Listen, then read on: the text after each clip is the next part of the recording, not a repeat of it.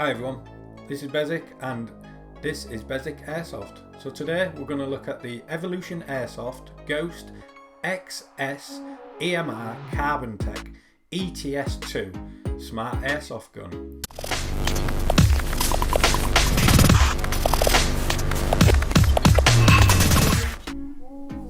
So on to the review. So like I say, we've got the Evolution Airsoft Ghost XS EMR Carbontech ETS2 Smart Airsoft Gun. So let's have a little look inside. So this is how it comes. Now, full disclosure, I have actually had this out and just give it a quick test to make sure that it works well. And I took the iron sights that it comes with off. So you get the rifle itself. As you can see, you get a stock mid cap. I think it holds around 120-130 rounds, but yeah, it's just a stock mid cap. And the instruction manual for the Smart Airsoft Gun. So this is the electronic trigger system, so it's programmable, do like bursts and stuff like that, so we'll have a look at that. But yeah, as I said, it did come with the iron sights on. I took them off, but yeah, you get a couple of, you get these as standard, but I took them off to make sure that it actually works and fits my stuff that I want. So I'm just going to pop these out of here and get rid of. Okay, so here we have the gun. So it's solid, it's built really well. So if we start at the front, we have this horrible orange tip, but as we're in the UK, we don't actually need this. And then we have a flash hider, but this is so easy just to take out. I believe because it's not that cracking. You know, it's not got a very nice finish on it or anything like that. So I believe that we are just meant to swap straight out to our tracer units or a flash hider or a muzzle, anything like that. But as you can see in there, it's got a 14mm counter-clockwise thread. So I'm just going to whack my tracer unit on there. But yeah, it looks and feels, I'm just going to pop it back on for now, looks and feels really good. Like I say, I've gone for the XS. It comes in two variants. It's got the A and bear with me, it's got the A and the S version. I'm not really sure what difference, other than it's got a different like flash hider on the front. In fact, I think it looks more like a suppressor, does the S variant. Price is the same, the length's the same, but yeah, Evolution Airsoft, these are an Italian brand. I believe they've been around quite a while, but they have quality internals. This basically is giving airsoft players the ability to have programmable triggers, but for a really low price. This actually came in at £189 in the UK, which I really didn't think is bad. It's a solid gun, got 6, 1, 2, 3, 4, 5, 6. Oh, I jumped forward 2 then. It's got 6 stock positions. We've got sling points. Got a sling point here. So yeah, overall, it is very good. It's got Picatinny on the top, M-lock on the bottom. Like I say, I've actually added a Picatinny on there for me because obviously I'm going to run my torch on there. That's why that's on there. But yeah, I've got a game day at the weekend and I'm going to try it out. But just a little bit about this gun now. It's got approximately 270 FPS, but as I'm playing primarily inside and this is going to be a gun for CQB, it's absolutely fine. Its collapsed weight is 78 centimeters, so like this, it's 78 centimeters, and it's fully extended is 67 centimeters. So yeah, it's still really nice and stubby with that on like that. I really like it. It's built Carbontech poly receiver, aluminium handguard. It's got a aluminium handguard and buffer tube, alloy outer barrel and trim parts, steel sling plate, QD sling sockets, dust cover and body pins. So yeah, the external construction is polymer, alloy, aluminium, steel and Carbontech. It's solid as hell. I'm really pleased with this. Not sure what that is, but anyway. You can see the hop up in here. So you've actually got to keep this one back, I believe. Do you? What's that do? Do you? Yeah, I think you do. Yeah, so you have to keep it. That's a bit weird. Okay, yeah, so you have to keep it back and hold it back while you do it. Okay, fair enough. Yeah, I guess you do. Okay, yeah, so it's an AEG, obviously. It's classed as an M4A15 type. It's super modern. It's really lightweight. Let me just check how much this one weighs. Approximately 2 kilograms, just over 2 kilograms. So yeah, it's nothing. Obviously I've gone in black. I believe you can get this in tan as well. But yeah, it's got, just take standard M4 mags, AR mags, Stantag, whatever they're called, Stanag. So it's right-handed, meaning that the trigger selects are just around here. There's nothing on this side, but that's fine by me. Even when I do change it over, it's not a problem.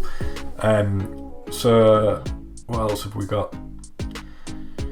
Yeah, I mean, like I said, it did come with 2 iron sights front and back, which I've took off.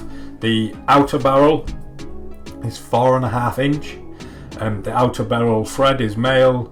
It's counterclockwise and it's 14mm. The inner barrel is 6.1mm, 6.01mm even, and the inner barrel is 130mm. So it's so the mag in this is actually 120. So yeah, it's a mid cap. It's just a stock one. It's a polymer, but it's pretty decent. I got one on my other rifle, exactly the same, no problems whatsoever. So the Ghost has the V2 gearbox. It's rear wired, and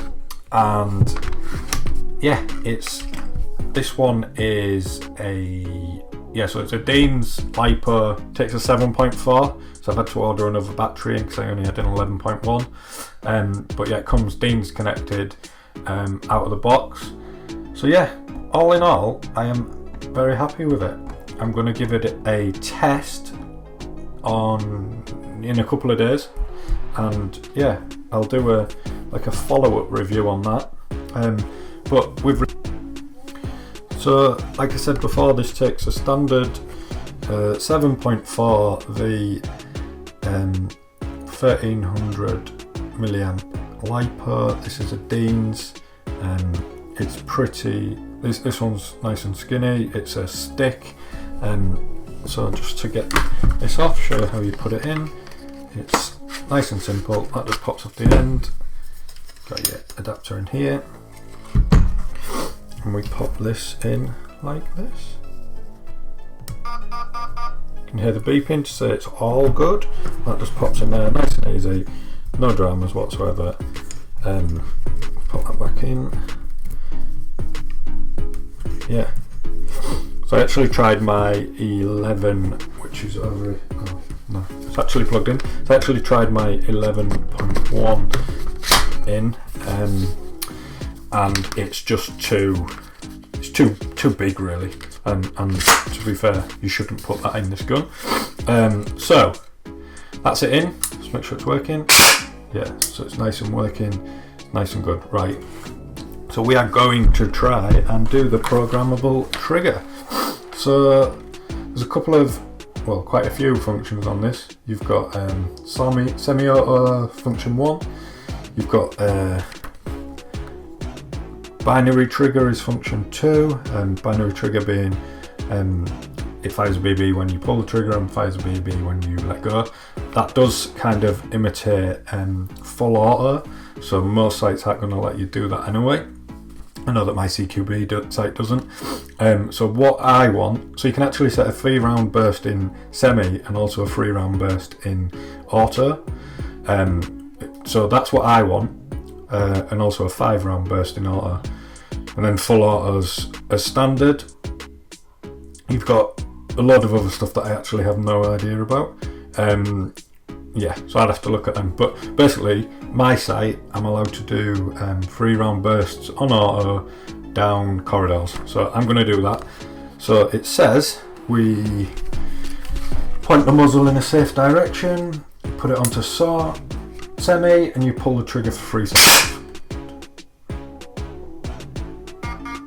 There we go. You get a little vibration and a sound. And then you pull the trigger how many times for the function. So I want 1, 2, 3, 4, and then switch it to auto, switch it back. That should have done it, and then okay, give me a second. Not done that correctly, clearly. So how do you reset? Let's reset. Clears all program. A few moments later. Okay, so I'm going to now try and program the trigger to do a 3-round burst on auto. So what they say to do is turn it onto semi, pull the trigger for 3 seconds. There we go, we've got a beat, and pull it the amount of time. So function list is 4, 1, 2, 3. That's correct. 1, 2, 3, 4. Okay, 1, 2, 3, 4. That way. Yeah.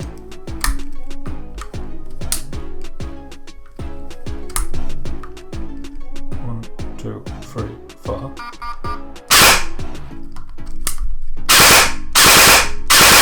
Okay, yeah, that does it. So actually what you've got to do is you've got to put it into the programming mode. So you've got to go into semi, hold it for 3 seconds, wait for the vibration, and pull it the number of functions. So you've got function lists from like 1 to 10, as I showed earlier, and the 4 is 3-round burst on auto, which is what I want. So you pull it 4 times, then you move it into auto, and then you move it back to semi and you pull the trigger, just to make sure. But now if I do it, you've got and then if I put it on auto, it's so you've got to actually hold the trigger down for like a burst, whereas other variants of like my other gun, you just pull the trigger once and it would do it. But yeah, okay, it's not as actually straightforward as what I first thought it was going to be. I tried a couple of times. I haven't tried any of the other stuff. I will have a look at it, see what it's about, but for now I'm happy. It seems to be good, so we shall see. So just have another look. It's a beautiful gun. It's got a pistol grip. It's got a bit of like texture there for grip. The stock is nice and easy. Yeah, I'm really impressed. really impressed. It's solid. Let's see how I get on at the weekend. Thanks, guys.